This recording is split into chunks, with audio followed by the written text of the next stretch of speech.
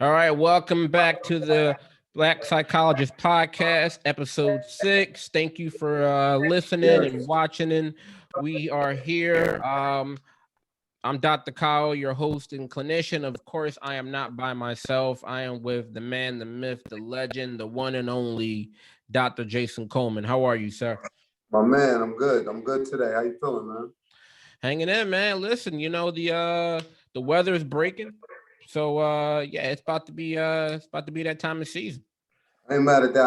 I didn't have you gotta excuse me because I didn't get time to change. You got the fresh polo hoodie on. I'm coming straight from work. I You say, hey know. man, listen, that's the way it works. I told you, listen, we are always saving lives. You know that. That's You know, right, man. That's right. so that's the way it works. I meant to ask you this last week, man. A couple people, I'm not gonna say who they were, but a couple people saw a couple of your posts on the gram, and you was stunting and standing outside of a boxing ring, man. So a couple people wanted to know what that's about. They was like, where they was like, is Dr. J? Is he putting hands on people? He's Man, going in? listen. At coping, everybody knows I love to exercise. I'm I love contact sports. Karate, wrestling. I never boxed, but I'm definitely a casual fan of the sport. But my man, my best friend, he's an expert, commentator, whatever you want to call it. But he's involved in another podcast, and we flew down there to watch the fights, basically. You know Okay. what I'm saying? So, but listen, I'm big on that because since I've been in Philly, like I used to go to the fights with Mel, Eric all the time. You know what I mean? So just big on 2100 Arena. We Right. done been out to all the casinos, man. I love those underground fights, man. You're not interested? I know Oh you. no. Oh, I'm in there. I'm in there. Okay, Oh okay. yeah, yeah. I just need to know because listen, we're about to as this podcast grows, our talk is getting ready to get real spicy and real heavy with people. So the fact that we got we got the boxing history and stuff back in the boxing background, it's about to get serious out here. So in case we have to go hands on with people, you know what that means in inpatient world. In case we gotta, Nah, I'm with you, man. Listen, we all about helping people, obviously, but again, boxing is also a great way to stay in shape, So I'm getting ready to start incorporating that just into my exercise routine. Not even anticipating getting in the ring with nobody, but just staying in shape. Yeah, absolutely. Yeah, I can dig it, man. Like boxing is definitely incredible for your conditioning and for your stamina and everything. So, but yeah, we'll definitely keep tabs on you on that in and out the ring, bro. All right, No doubt, no doubt. so let's get into it. So it seems like our first topic. It seems like this race issue continues to rear its ugly head. We've Right. been talking about that pretty much almost every week. The first time we talked about it, we were talking about like with the Dr. Seuss that came up, and then we talked about it also with Meghan Markle a couple weeks ago. So this unfortunately this race issue continues to rear its ugly head. And unfortunately, it's come into play in recent news. And for those people that aren't aware, earlier in the week, unfortunately, there was a mass shooting down there in Atlanta and right outside of Atlanta, where a gunman targeted 3 Asian American-owned spas, and unfortunately, 8 people were killed, and 6 among those people that were killed were Asian women. And so, although it hasn't been ruled a hate crime, it kind of falls in that pattern where we're starting to see that increasing discrimination and violence against Asian American communities over the past year.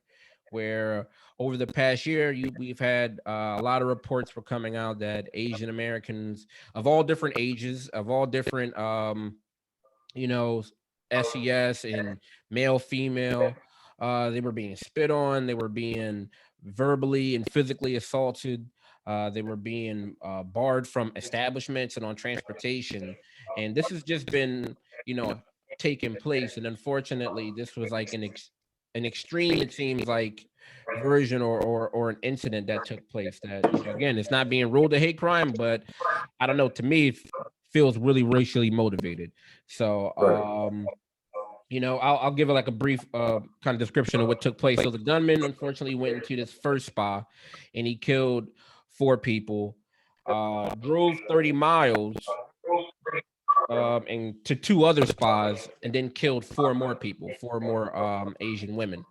So yeah, really unfortunate thing. And as we go through it, we definitely want to make sure that we're acknowledging and sending our hearts and thoughts and prayers out to the families of and loved ones of the people who were killed. But when you saw this news come out, what were your thoughts? I mean, obviously, it's a terrible event. Um, First and foremost, you want to send condolences out to the family, genuinely, the families affected, right, and everybody else that's affected. But I look at this, and when anything like this happens, and like you said, it seems like that's an ongoing theme. Like we've been talking about issues, concerning race, week after week after week. But again, it's like kind of like America's dark, ugly secret that's not really a secret, right? Like racial identity here, is the thing that divides us. I mean, social economic status does as well, but racial, but racial identity, I would say divides us even more than that, right? And we could talk about that at another time. But the reason why I bring that up is because, again, I'm not laying these deaths at the foot of former President Trump, but when you're out there, with the biggest platform in the world, 23 million, I think Twitter followers, and you're calling it the China flu, then you have 70 million people that voted for this man. It's not out of the ordinary to think that a portion of those 70 million people will pick up on that extreme language, and it'll translate into their behavior, right? So what you see is people, Asian American people going to McDonald's, going to Red Lobster, trying to go take a walk in the park, and you got people calling, using, slanderous language, directed towards them, right? But it comes from the top, in my opinion. Or if you don't want to lay the blame correctly, completely at the people at the top, it's certainly fair to say that those with the loudest megaphones, certainly exacerbated it, right? So again, it's a terrible thing, but with the environment that we're in right now, I'm not surprised. I'm not surprised that something like this would happen.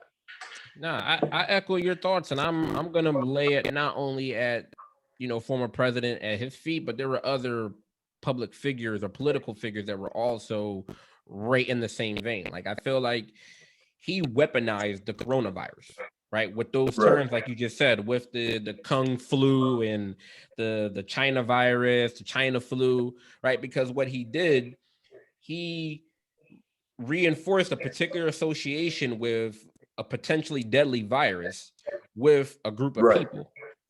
So when you do something like that, like you stoke the fire of that, right? You stoke the fire of anti-Asian violence, because like you said, you have a certain amount of people that are going to go right along with, oh, well, he says that it came from China or it came from, the Asian population. So people are going to follow suit. And he was unapologetic like he usually is. Right. So it's like when you use that type of language, it's going to beget violence. Right. So, and what I also saw and what I didn't like, what I felt like was an additionally harmful to the community down there. I don't know if you saw what happened with the captain, or like the sheriff captain who was down there, who was supposed to be like the spokesperson.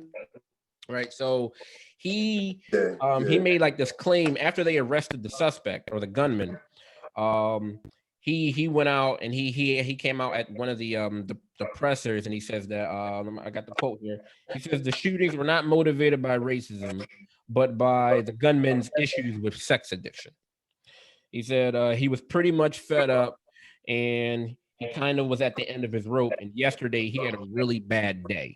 Now let me ask you a question. Yeah, this is the captain saying this, giving excuses for the suspect. Oh no, this is the evaluator that evaluated him, right? Yeah, this is the police sheriff, right? So the sheriff was doing the press conference, and he's like, "Oh, it was a sex addiction, and the gunman had a really bad day, Right. and like what his temptation was for him to eliminate this temptation or such." So you have somebody who is in no way qualified to speak on somebody's motivation for committing a crime. Correct. Right. Their job and their function is to arrest the perpetrator. Right. Mm-hmm. So, and I'm just being facetious. I'm being honest here. Police aren't even supposed to determine innocent or guilt, right? Innocence or guilt. They're supposed to arrest you. The prosecutors and the judge and the jury determine that. Exactly. Right. But yeah, he took it upon himself based on not the facts, but based off his feelings, right? To interpret that the suspect that he looked at, it couldn't have been racially motivated. Now I'm going to leave that up to other individuals to decide if that's an example of white privilege, whatever you want to call it, because some people will interpret it as that. I don't want to jump to a conclusion, but we can certainly think, when I think of him, I think of Dylan Roof, right? I think that was how you pronounce his name. Getting taken to Burger King after he killed all those people, right? So certain suspects get a certain amount of treatment, and it extends, to the press conference, which is going to anger people even more. But I don't want to get off the point, because when we start to talk about him too much, I think it takes away from, the individuals that lost their life. And I think the point I wanted to make is that you create the conditions of this earlier, right? Like the conditions for this was created 2, 3, 4 years ago, right? When Donald Trump was, and he's not alone, but he's the biggest figurehead, right? Was stoking the us versus them correct identity, right? That is how you can go back to any place, any time, on any part of the earth, right? When you have a group of individuals that were exterminated or were oppressed, or were murdered in large masses, you have to create the us versus them mentality, or you can't get individuals to adopt that ideology. So he got a large portion of people to accept it's us versus them. And once you do that, then you can spit on somebody in public, right? You can walk up to somebody in the middle of their meal and interrupt their meal and insult them and question whether they're an American. Once you create us versus them. That's why you have people that are in jail right now who stormed the Capitol, broke all kinds of laws, and they, in their mind, they really thought Donald Trump was going to pardon them or get them out, because it's us versus them,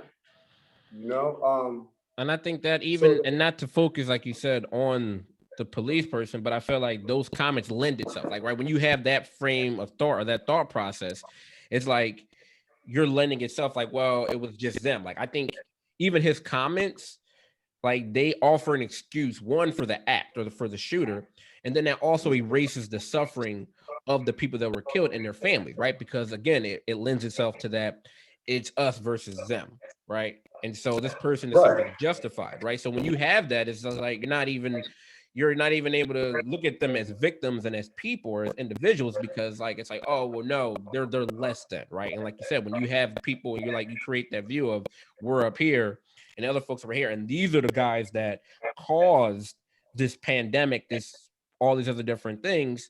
Yeah, now you're not even looking at that individual or these group of people as people, right? And to be honest with you, like, and again, it shows his naivety, right? Because to attempt to bring mental health into this conversation, right? And then say, oh, because sex addiction, he had a sex addiction, then go to a program.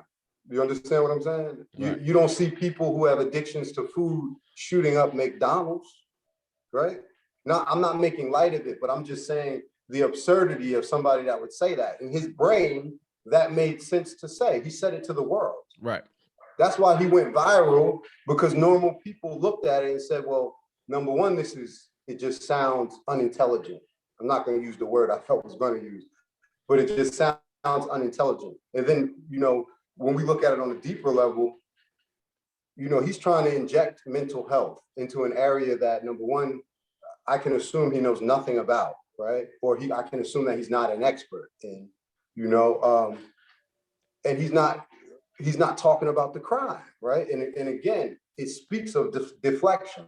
But I don't want to spend too much time talking about the cop and, you know, the No, murderer, absolutely. because again, we got 6 people who were killed, and they're the ones that matter. Like, I'm gonna be very honest, as a mental health professional, you know, whatever his problem is, he's gonna get care, right? Free care while he's incarcerated. So respectfully, you know, I'm not directing it at you, but my concern is not for him, you know, right? At this point, once you start shooting people, you know, again, I value the mental health, but you need a behavioral intervention first, right? And the behavioral intervention is prison, and you can deal with the mental health at another point. But to inject that in the press conference, number one, it's ignorant, and it's very naive, you know. Yeah, and it's unfortunately, like, with all ethnicities or races that are in the minority, right? There's already a withstanding or a history of racism that's already existed, right? Right. And unfortunately, when you, like you said, when you have the person up top who uses the megaphone, when you're using these words that are very influential and can do a lot of damage, right? Now you're just compounding another layer of racism, right? So especially as we're just talking about the Asian American population, in particular Asian women, there's already been a long history of racism, whether we're looking at them as hypersexualized or submissive, or you're looking at them from the exoticization, or you're looking at them from the fetishization, right? So now we're creating another issue has been created or magnified when you throw now, oh, it's a health, pandemic, and they're the cause. And so just like with any situation, right, it's a thing where they're a part of our community, right? Just because we don't share the same ethnicity or the same race, we all live in the same neighborhood. We all live in the same cultures.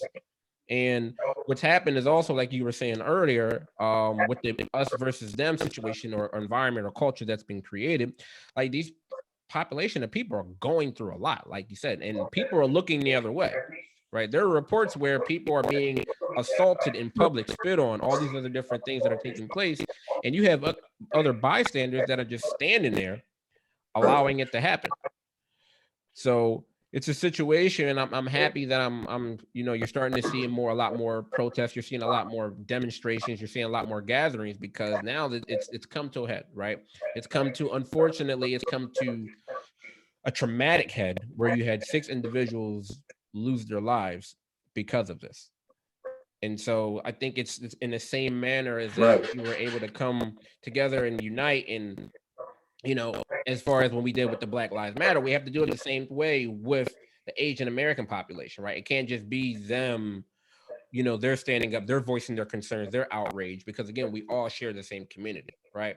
And at the end of the day, the racism is coming from the same individual that's promoting, all of this hate. Well, I think, again, right, I think one thing we saw over the summer with the protests for George Floyd and all of that is, Black people came out in droves, but so you got to give, Black African Americans credit because they came out. But we saw all groups of people out there. Like when we talk about LA, different cities, I'm just talking about from every community, whether we talk about, Latinx community, whether we talk about LGBTQ, a lot of different communities came out in direct support. And I'm only saying that based off the signs I was reading, you know what I mean? Like this group, for Black Lives Matter. I saw individuals all the way in Nigeria, in Africa, in France, having demonstrations just to show their support. You know what I mean? That made me feel good as a Black man standing in the United States. So I'm only saying that to say, like with this issue as well, we got to use like technology and videos going viral, right? And the momentum to bring that same energy to this issue, right? Because we got to understand, I think that the point I was trying to make before I got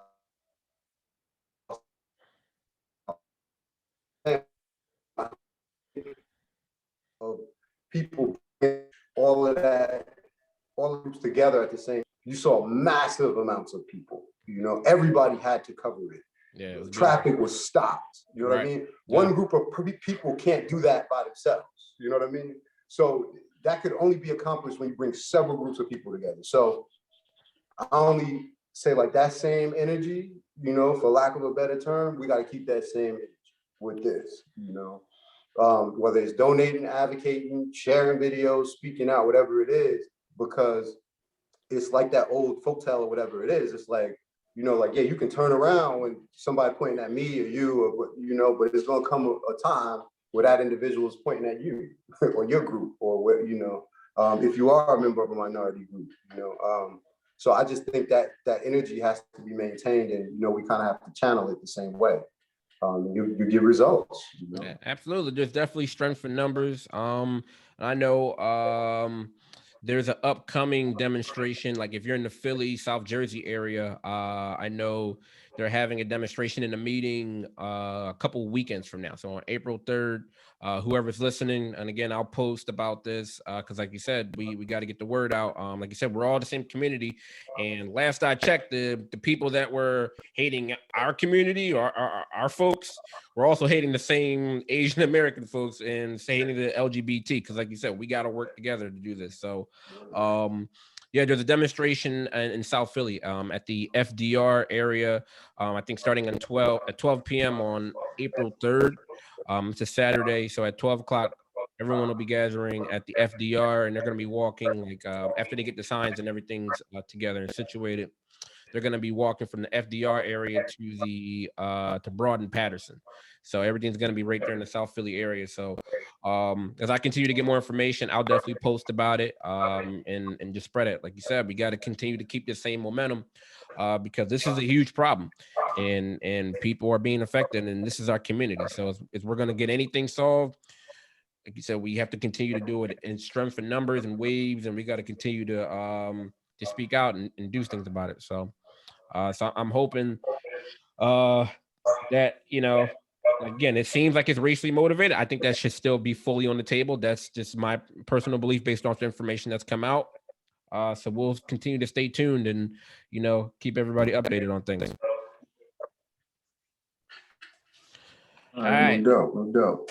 So again, it's sticking with March. It's National Women's History Month. So again, shout out and acknowledgement to all the women in our lives and all the women in the world. You said we can't exist without you. An article that we came across was talking about the idea or the topic of Black women's mental health and how it's been invalidated. And it started at home, right? A lot of people think that it's situations maybe start at work or relationships, but with not just solely with Black women, but a lot of mental health issues tend to stem at the beginning, childhood, or at home.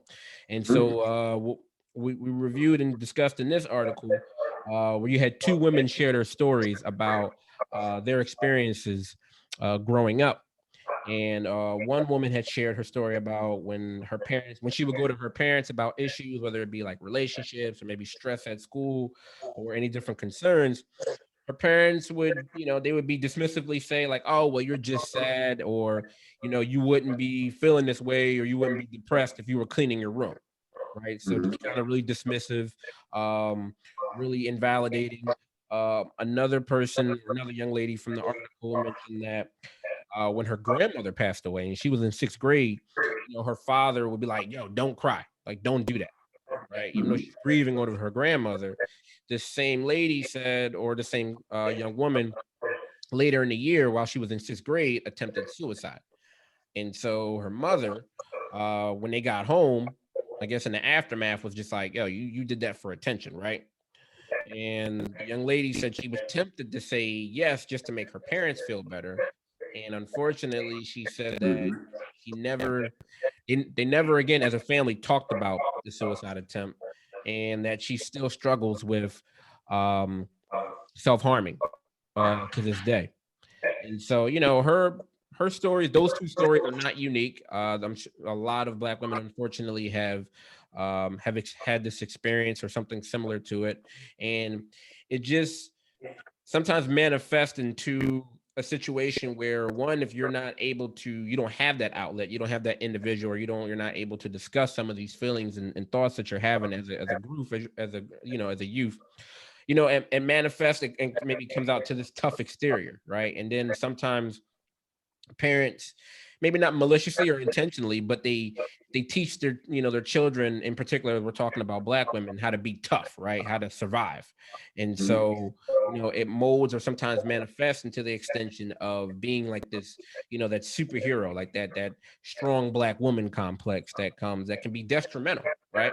Where in certain, it might be good for certain situations where you have to be, resilient, and if you have a lack of resources, but then in other circumstances or situations, it doesn't lend itself to be helpful, right? And it can create a whole host of other problems. So as you were reading that article, Dr. J, what were your thoughts and takeaways? Well, I mean, I think it comes back down to stigma. And I think it starts in the Black family, right? Because first of all, I think Black women in particular, it's a no-win situation. Like, they're between a rock and a hard place, right? Because we know historically, the Black man was removed from the family. We're going all the way back historically, like in terms of slavery, right? And these schemas, these personality, whatever we're talking about, these things are passed down through generations. So, and then after that, we know that, Black women have been ahead of a lot of our households for a variety of different reasons. We're talking anecdotally. So I'm not talking in terms of facts. So we have historically, in terms of the Black woman holding the family together during slavery, where we were physically removed from our families. And then when we talk about like post-Reconstruction, Jim Crow era, whatever you want to call it, Black women often in a lot of situations, having to assume that position because the male was excluded either via law or however, right? So all I'm saying is that creates the environment where you have Black females that have to teach their daughters and their sons, to conceal their emotions and keep them inside because it's about survival. In slavery, it was about survival. Now it's about survival, So sure, do I understand why, a lot of, Black women are, do have those assertive type personality traits? Yeah, I totally, understand it. I think the issue is, again, we also have stereotype that plays a whole bunch of things that play into that, right? Stereotype plays into it too, right? Because a strong Black woman who's assertive and passionate is interpreted as what?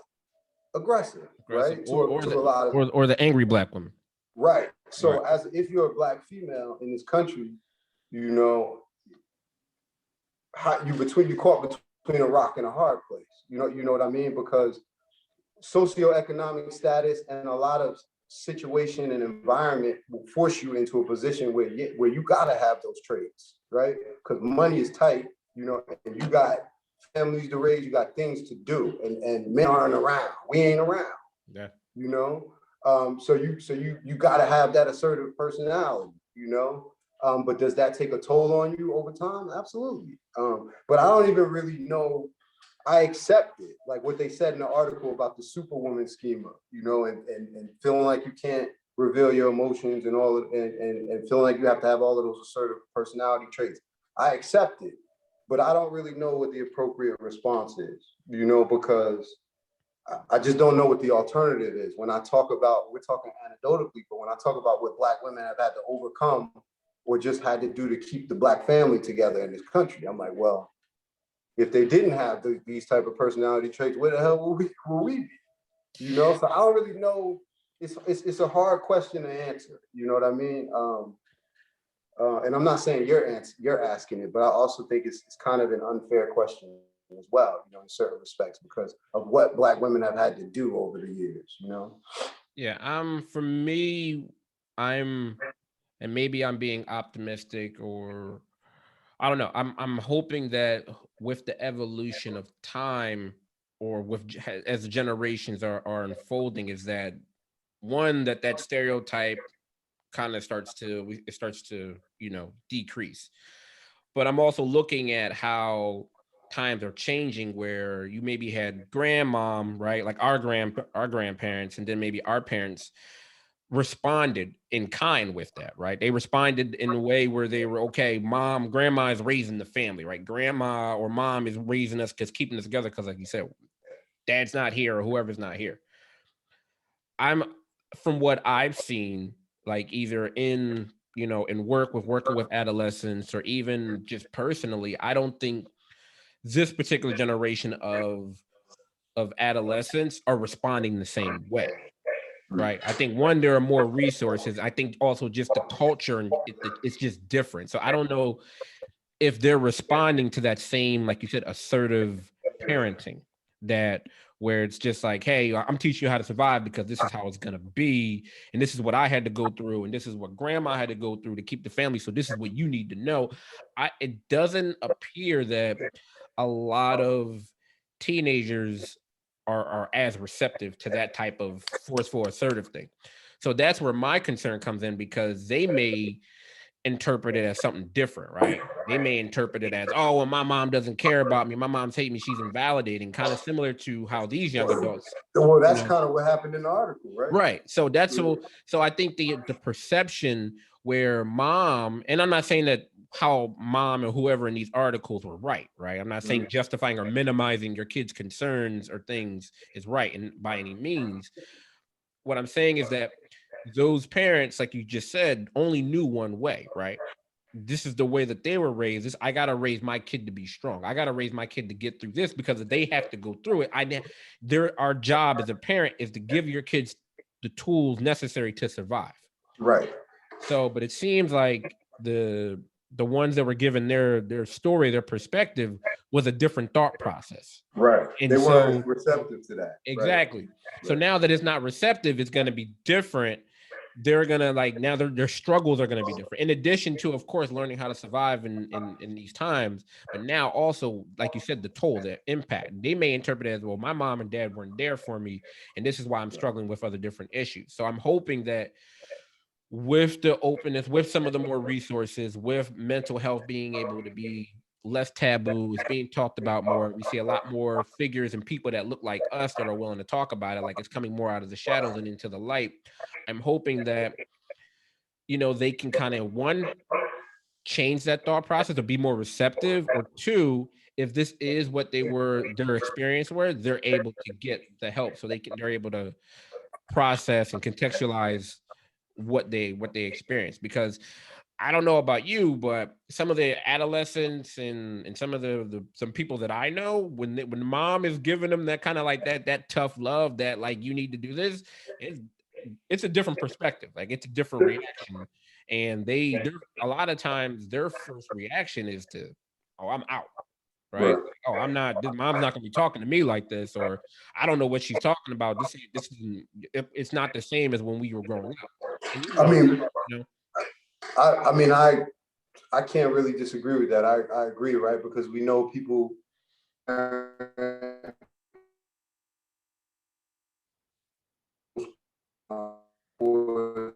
the same kind of parent that they're with them. I also agree with the other point that this generation of children are a little different for a lot of different reasons, you know, in terms of how they talk about their emotions, how they interpret their emotions, so I mean, again, it's interesting watching that dynamic fold out, right? I'm watching it the same way as you, and watching kind of, I don't want to say the old way, but a mentality of a different generation, and how these, younger teenagers and kids younger than that kind of accept it or don't, or how they deal with it, but it's interesting, it's interesting. Yeah. Because like, even and I know, I guess it's kind of like that catch-22 type of deal where mental health wasn't talked about. And even as they mentioned in the article, it was like, very in family, right? We've talked about it that in the past, that whatever was happening in the family, we kept it in-house. Right. And so, now these kids, man, listen, I'm not keeping anything in house. Like, I'm either leaving, I'm telling everybody, or I'm gonna take these pills, because that's how I'm gonna deal with it. Right. So they're way more outspoken. They have a lot more resources or options, healthy and unhealthy, of how they're going to interpret it and how they're going to deal with whatever personal issues, whatever thoughts, intense emotions that, are coming their way, whether it be in-house, and then they got the influence of social media, they got the influence of their friends, right? So it's just that, at least from what I've seen, I haven't seen them be as receptive to that. So I'm hoping that it's also a situation as parents, and speaking as a parent, for us we got to switch, our parenting style, right? We can't continue. We can't be maybe hit them on the head with the hammer as our parents did. Right. Right. We got to switch it up because, like you said, for a lot of different factors, these kids are different and they interpret information a lot differently. So I think it's an evolving situation, and hopefully everybody's opening to learn. Hopefully everybody's opening to, one, be more receptive. We switch parenting styles up, and one, just the stereotypes falls in the process of it, right? Because at the end of the day, that's what's going to be the common denominator. If we can get this stigma to a place where it's close to being non-existent or non-existent at all, then everybody can be on the same page because, Right. so we'll see, but it was definitely an interesting article. I don't think it's there actually is a solid answer. So we'll continue to see, Yeah. So that takes us, we mentioned a couple times, the current process. And of course, we can't talk about the current day without mentioning some form of how it's been affected by COVID-19, right? Because that's the most salient thing that everybody's dealing with in some form or fashion. So another article that came across our desk talked about, just the differences in how the lockdown may have affected your personality, right? May how it affected maybe kind of how you go about in life. So well, what do you think? Do you feel like, I mean, even maybe you personally, or what you've seen in other individuals, clients, family, friends, do you feel like the lockdown has kind of changed personalities? I mean, well, of course we're talking about we're not really talking about individuals with serious mental health disorders here, because obviously, being confined or having your activities and coping, having that reduced, can't have a positive effect on that population. But like me personally, and kind of like people that I know, that have kind of had regular routines. I mean, everybody, we've all changed, right? We've all had to readjust, right? I kind of looked at this article kind of like from like a bigger perspective, in terms of like 2 years from now, 5 years from now, like what are some of the behaviors and habits that people might have incorporated that they'll either maintain or they'll terminate, right? And just how have people handled that, right? My perspective is a little skewed because I never stopped going to work, So, the only thing that really stopped for me is not being able to go out, go to like a lounge or something like that, But I spent months on the road when nobody was there. So it's like, I never really, I'm not gonna say I didn't feel like it was a pandemic, but I was inconvenienced, you know what I mean? But I don't necessarily feel like I had to experience quarantine or anything like that. Cause again, I never stopped going to work. I was at work every day. But in terms of just when we talk about like personality and things that might persist, in terms of lasting change, for kind of this pandemic, for me, it more or less revolves around like my coping skills, right? So naturally, like I love to exercise, I'm a spiritual person. I go to church, do those type of things, but just incorporating other things, right? So grounding myself through like reading, right? Or starting back with yoga, doing certain things to kind of focus my mind, relax myself, and kind of engage the relaxation response as we talk about, you know what I mean? Mindfulness stuff. So I think that's the type of stuff that, at least with me, is going to persist after this, So it might not necessarily be a personality change. It may be more of a behavior change. But I think that the habits, are definitely are going to reinforce like positive coping, positive mental health, all of that. Because I feel better, you know what I mean? So that's how it kind of impacted me. But what about you? What do you think, the major change will be from this? I mean, for me, like when I was reading the article, like I looked at it like I feel like, or I believe that in any abnormal time, like a pandemic that we're going through right now, like people's personality traits will change in this, or like to the extent where like you're forced to, leave what you're comfortable with, right? Or like your Right. daily routine, right? So Right. because of the protocols and things that were put in place, like you mentioned, yeah, certain aspects are going to change, right? To that extent. Um, so we're definitely going to develop like some new norms, and like that will affect our personality. Right. Honestly, I think it comes down to really how strong your values are and what you have like in your environment. So like you mentioned, like you said, you're a spiritual person, you're, active as far as like working out. So if you're strong in your values, like if that's something that that it's important to you, like if you're a social person, right? And you're used to kind of going out, all right, well, you're not able to, like you said, go to a lounge, you're not able to go to whatever social event, then that usually means that that particular person is either one, gonna when they have like the virtual, gatherings or family things, like that person's gonna be present on that, right? Because socializing is important. Right. Or they're gonna be one of those people that's probably, if something pops up, they're gonna make sure they're out there, mask or no mask, they're gonna be Right. out there because that's what's important to them. And then also like whatever you have in your environment. So I think that plays a part. Like, are you living by yourself? Like, do you have a partner or do you have your family?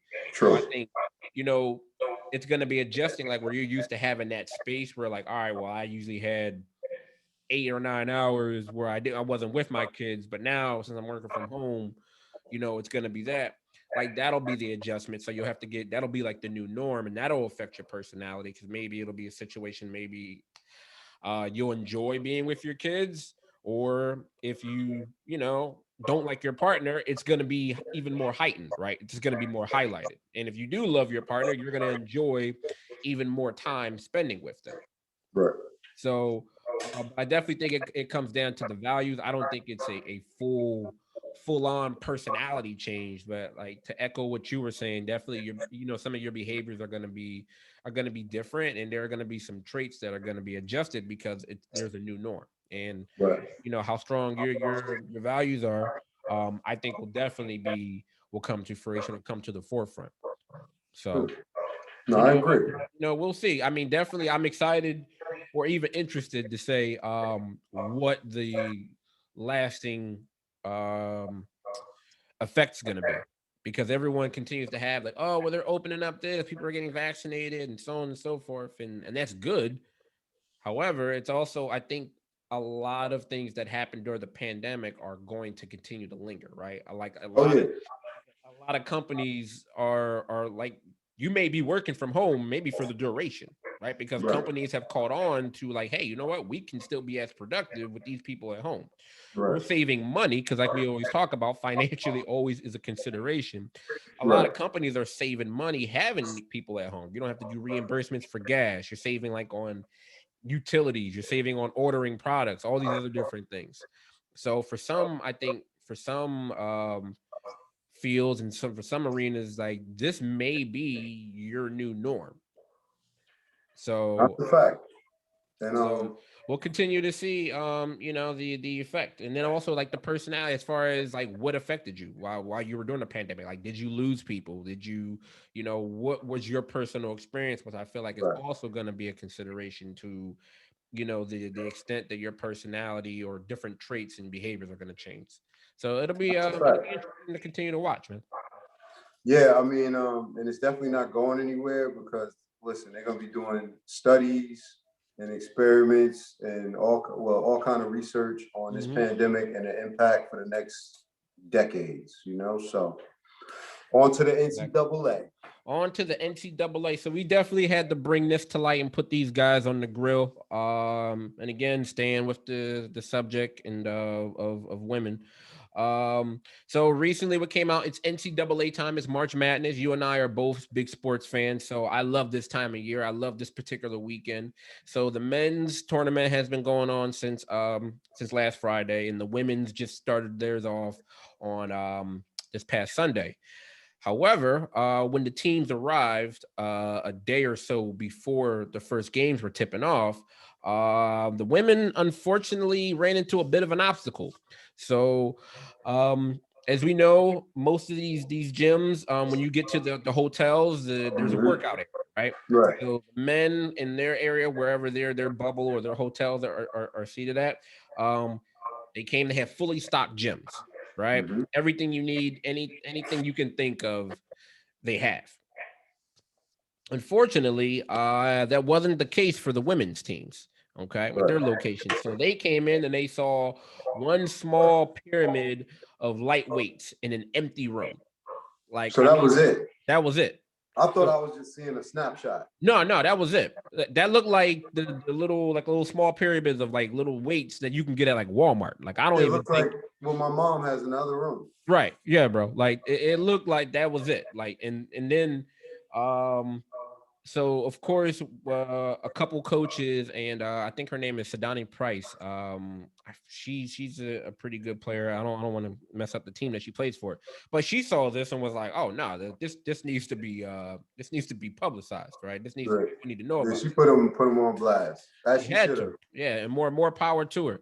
So she took the picture, and you know, it went on. It got exposure. It got on all social media platforms, and of course, after that, the public outcry, the NC. Well, first they said, oh, it was a rooming issue, right? They didn't have any space for them. So then, Right. of course, they're like, again, and we live in the age of camera phones. Like we got phones, we can record everything. So after that, a lot of the different players showed it was a huge space, all right, that could have been more than ample amount of space for all types of weightlifting or and exercise equipment.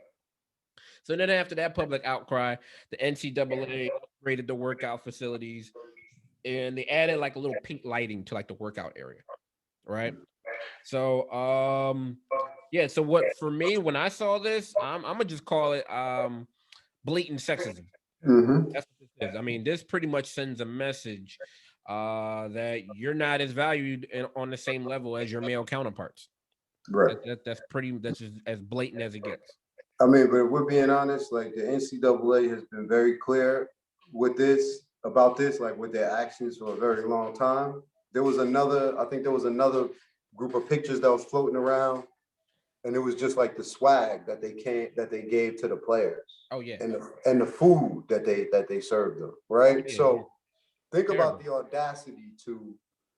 It's the same NCAA, it's the same body, right? But the level of the food for the athletes is different. So when you say blatant, of course it's blatant. You want to talk about space, it makes no sense because when you look at what they had in there, again, that should could have came out of somebody's car, right? That's what my mom uses in her gym. But um, when you start saying like, okay, you start comparing the food, the quality of the food that one group is offering versus the other.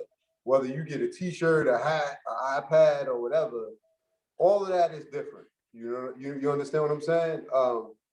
And the problem is like when you're playing for the Lakers and Jerry Buss is your owner, or you're playing for the Kings and whoever that is your owner, then you can do that, right? Because you got two individual owners and they could provide for their teams how they want. But when you have a body like the NCAA, regardless of how much money the women are generating versus the men, you have to treat them in a respectful manner, like because in terms of them being athletes, they're equal. So again, I just think it's definitely egg on their face. It makes them look dumb. It makes them look very bad because fundamentally, like when we're talking about how much the nutrition I'm going to provide you is depending on how much money you generate at the gate. Like we got a problem. We got a problem. Yeah, they treated them like an afterthought. That's pretty Right. much what it was. And in addition to the poor food and like the swag bags, they also had them. They were less. The COVID testing was different also. So Wow. the COVID testing for the women was less accurate. It was like with something with the antibodies. And so even with money, right? Because this came up when I was in the barber shop, because we had ESPN on, and a couple of dudes in the shop, of course, with that same prehistoric mind thought process are like, oh well, they're not bringing in as much money as Right. the guys. Listen, before COVID, the NCAA women's basketball brought in 974 million, right? That's only third behind men's football, NCAA football, which we know is a beast, and Right. then the NCAA men, right? Third out of all the other sports and stuff, 974 million. That's a big check. That's a big check, right? So, I mean, it for me, it was like, and you know what other thing that was funny was the message, right? The whole season long message that I saw, like just watching ESPN, was talking about like togetherness and equality. And so Right. pretty much that was just a nice sound bit because that was bullshit, Right. right? Because you're not gonna sit here and say it's togetherness and equality and this is what we get. Right. Like this was pretty much for me just a blend of misogyny and incompetence. Good way to Because put it. yeah, because it makes no sense. Like it's baffling to me. Like the NCAA could have saved yourself a lot of trouble if you just did the right thing in the first place, right? Like these gyms, like that. Jay, man, listen, like you know, and I know we've seen these gyms, right? You go on campus, like I've seen the gyms when I was taking Trent on college tours. I've seen these gyms at Duke. I've seen them at Georgetown. I've seen them at more recently at Penn State. These gyms, I'm jealous that I can't work out there at these gyms, right? So, and this is just for them. The men's and the women have separate ones, and even Right. the women's are. It's amazing, right? So why, like, it just makes no sense. It's just really just mind blowing that you wouldn't even put that. And you had plenty of space in the areas downstairs. They just didn't. And like now, I don't know who their PR person is or whatever it was, but like this is, like I said, misogyny and incompetence, man. I mean, again, it's blatant. You know, again, it's I'm shocked but not surprised. Mm-hmm. You know, and again, they should have to answer for this, right? And I'm, you know, the player that I forget her name, you know, that put them on blast. You know, like Sedona Price. right, you got to give her some credit, you know, because you know there's been some pressure, back channel or not, you know, for her doing that. But again, this is the way forward, right? Like moving forward, social media is a way for individuals who are voiceless to get a voice, right? Because what do you think would have happened if they would have complained and this didn't hit social media? You know, it would have fell on deaf ears. You know what I mean? Yeah. So again, the squeaky wheel gets the oil, right? So they put it out. You know, the world shamed them. And what happened? They came back and made the corrections. Because again, I'm sure, and I don't want to speak for those women athletes, but I'm sure the individuals who feel like they don't deserve that same level of equipment, pay, whatever you want to call it, I'm sure they're less worried about changing their minds than being properly compensated and having appropriate equipment and being respected. You know what I mean? Right. Because it's kind of like a lot of these other conversations that we have. I could care less if somebody has views that go against me or, you know, my niece or my family. But as long as you're behaving in a manner where it can't impact me, I don't care what your views are, you know? But so I'm sure that they know that the sexism is here. They got to deal with it. They've had to deal with it not only in terms of basketball, but in all bunch of aspects of their lives, you know? So it's not anything new to them. But I'm sure they worry much less about men being cavemen than them really getting equally compensated. They want the compensation. Give them the equipment, give them the opportunity, give them the money. And if individuals want to continue to think in a certain way, you know, that's prehistoric, then they'll get left behind, you know. Absolutely. But the point is, we've seen the NCAA being put on blast, and now we're seeing some of the action, right? Some of it. And that's what we want, the action. Absolutely, yeah. So I'm happy, like you mentioned, Sedona Price and other athletes and coaches were able to, you know, put them on blast. So, you know, this situation was able to get resolved and corrected. That shouldn't have been the situation in the first place, but I don't know. You know, hopefully the NCAA learns from this, but they definitely took an L on this one. So more power to the women's basketball team. I'll be watching them. I'll be watching their tournament, and like I said, you know, when you do stupid stuff like this is what the actual result is. So, yeah, what happens? So this is open and shut. This is open and shut, man. The court of public opinion. Bang the gavel on this one. There it is. All right, man. So if you got nothing else to bring forward, I think we'll wrap this up. Anything on your end? Not much over here, man. I'm about to just relax, enjoy the rest of my evening, man. It's been a long day, All right, cool. So again, guys, we thank everybody for watching and for listening to the Black Psychologist Podcast, episode 6. We're moving right along. So don't forget to listen, watch, subscribe, comment, because again, we want to talk about things that are relevant to what's going on not only in the world but are going on in your lives. So we appreciate everybody's support. We appreciate the likes. We appreciate everybody subscribing and continuing to support us in every manner that you're able to do so. So for Dr. J and myself, we're signing off. We will see you guys next episode and continue watching and listening. All right. Later. All right, everyone. Peace.